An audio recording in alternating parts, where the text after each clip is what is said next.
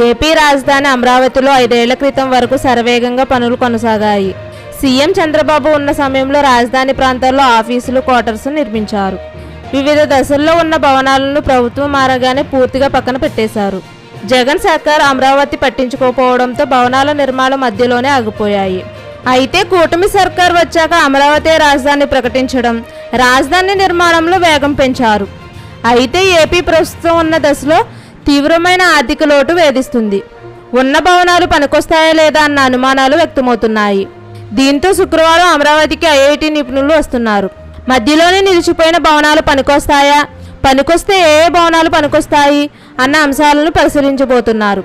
IIT Madras, IIT Hyderabad నుండి ఇంజనీర్ల బృందాలు అమరావతికి వస్తున్నారు. సచివాలయం, వివిధ శాఖల అధిపతుల టవర్లు, హైకోర్టు నిర్మాణాల ఫౌండేషన్ల దశల్లోనే ఆగిపోయాయి. వీటిని ఐఐటి మద్రాస్ నిపుణుల బృందం పరిశీలిస్తుంది. కొంతమేర నిర్మాణాలు జరిగి ఆగిపోయి మంత్రుల, ఎమ్మెల్యేలు, ఎమ్మెల్సీలు, ఉద్యోగుల క్వార్టర్స్, ఆల్ ఇండియా సర్వీస్ అధికారులు క్వార్టర్స్ పనిచేస్తాయా, వస్తే ఎంతవరకు పనిచేస్తాయి అనే అంశాలలో ఐఐటి హైదరాబాద్ నిపుణులు పరిశీలిస్తారు. వీరిచ్చే నివేదికల ఆధారంగా అమరావతిలో నిర్మాణాలపై ప్రభుత్వం, సిఆర్టీఏ తదితర చర్యలు తీసుకోనుంది.